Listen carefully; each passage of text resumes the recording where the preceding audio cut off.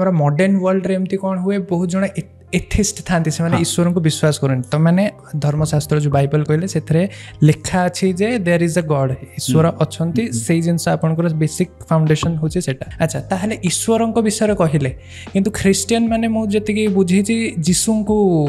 अनुगम करंती तो ईश्वर और जीसु को भितरे माने की है जीसु एबे देखंतु हमर जेते पृथ्वी रे जेते धर्म अछि सबु धर्म पापर प्रायश्चितर कथा कहते कर्म द्वारा भक्ति द्वारा ज्ञान द्वारा अनेक धर्म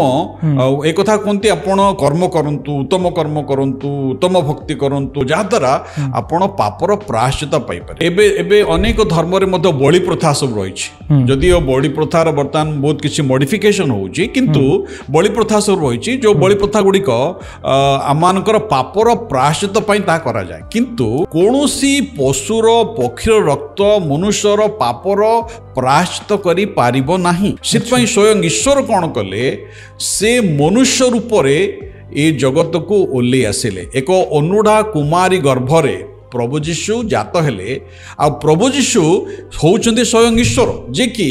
मनुष्य मानकु पापर उद्धार करिबा निमंते से पृथ्वी रे जन्म हेले आ पृथ्वी रे जन्म ही से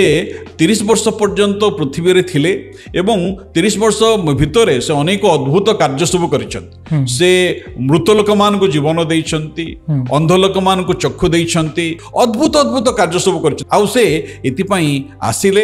एवं मनुष्यर पापर प्रायश्चित निमंते जो एक पवित्र रक्तर प्रयोजन थिला प्रभु श्री ख्रीष्ट निजे क्रूस रे बलि हेबा द्वारा से तांको रक्तरे आमानकर पापर प्रायश्चित करियछंती।